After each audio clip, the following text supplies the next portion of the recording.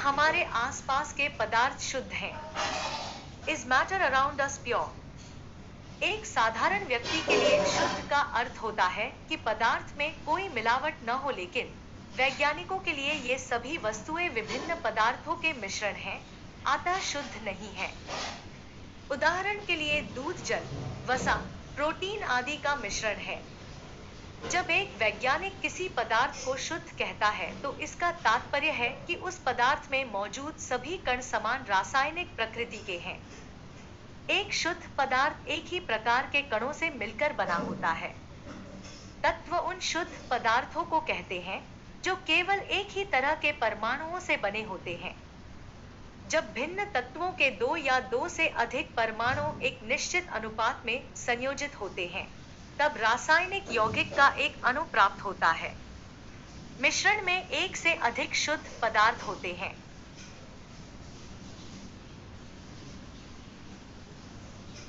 जिस मिश्रण के प्रत्येक भाग के गुण एक समान नहीं होते, उसे विषमांगी मिश्रण कहते हैं। उदाहरण चीनी और बालू का मिश्रण। समांगी मिश्रण एक ऐसा मिश्रण है जिसमें घटक पूरे मिश्रण में एक समान होते हैं। उदाहरण चीनी का घोल। विलयन क्या है? विलयन दो या दो से अधिक पदार्थों का समांगी मिश्रण है। विलयन क्या है? किसी विलयन को दो भागों विलायक और विलय में बांटा जाता है। विलयन का वह घटक जिनकी मात्रा दूसरे से अधिक होती है, जो दूसरे घटक को विलयन में मिलाता है, उसे विलायक कहते हैं। विलयन का वह घटक प्रायः कम मात्रा में होता है, जो कि विलायक में घुला होता है, उसे विलेय कहते हैं। प्रायः हम एक विलयन को ऐसे तरल पदार्थ के रूप में विचार करते हैं जिसमें ठोस, द्रव या गैस मिले हों, लेकिन प्रकृति में ठोस विलयन, मिश्र धातु और गैसीय विलयन, वायु भी होते हैं।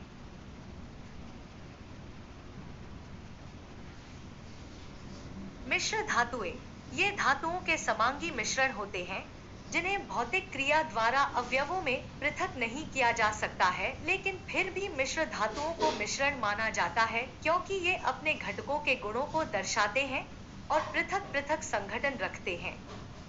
उदाहरण के लिए पीतल, जिंक 30% और कॉपर 70% का मिश्रण है।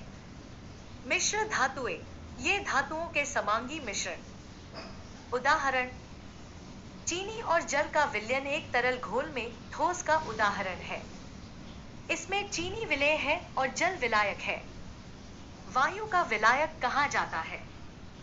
वायु में दूसरी गैसें बहुत कम मात्रा में उपलब्ध होती हैं।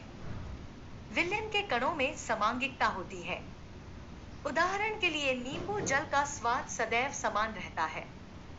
यह दर्शाता है कि इस विलयन में चीनी और नमक के कण समान रूप से वितरित होते हैं।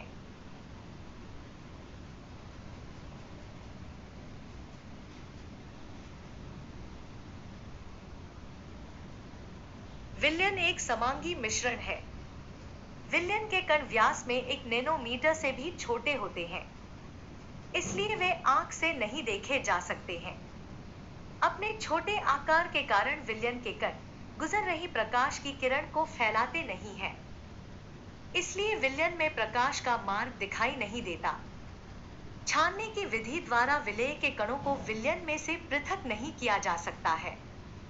विलयन को शांत छोड़ देने पर भी विलेय के कण नीचे नहीं बैठते हैं, अर्थात विलयन स्थायी है। विलयन की सांद्रता। तनु विलयन।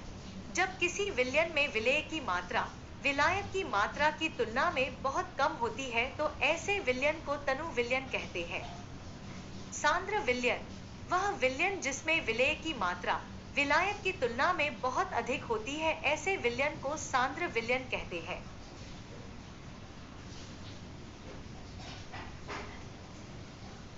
किसी निश्चित तापमान पर उतना ही विलेय पदार्थ घुल सकता है जितनी की विलयन की क्षमता होती है। दूसरे शब्दों में, दिए गए निश्चित तापमान पर यदि विलयन में विलेय पदार्थ नहीं घुलता है तो उसे संतृप्त विलयन कहते हैं। विलेय पदार्थ की वह मात्रा जो इस ताप पर संतृप्त विलयन में उपस्थित है, उसकी घुलनशीलता कहलाती है। यदि एक विलयन में विलेय पदार्थ की मात्रा संतृप्तता से कम है तो इसे असंतृप्त विलयन कहा जाता है। यदि विलयन में विलेय पदार्थ की सांद्रता संतृप्त स्तर से कम हो तो उसे असंतृप्त विलयन कहते हैं।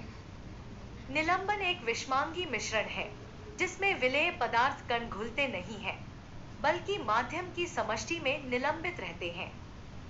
ये निलंबित कण आंखों से देखे जा सकते हैं।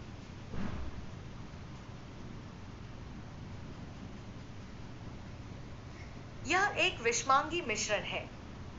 ये कण आंखों से देखे जा सकते हैं। ये कण प्रकाश की किरण को फैला देते हैं, जिससे उसका मार्ग दृष्टिगोचर हो जाता है। जब इसे शांत छोड़ देते हैं, तब ये कण नीचे की ओर बैठ जाते हैं, अर्थात निलंबन अस्थायी होता है। छानन विधि द्वारा इन कणों को मिश्रण से पृथक किया जा सकता है। जब सभी कण नीचे बैठ जाते हैं, तो निलंबन समाप्त हो जाता है तथा विलयन में प्रकाश की किरण का प्रकीर्णन रुक जाता है। कोलाइड के कण विलयन में समान रूप से फैले होते हैं। निलंबन की अपेक्षा कणों का आकार छोटा होने के कारण यह मिश्रण समांगी प्रतीत होता है, लेकिन वास्तविकता में विलयन विषमांगी मिश्रण है, जैसे दूध। ये प्रकाश की किरण को फैलाते हैं तथा उसके मार्ग को दृश्य बनाते हैं।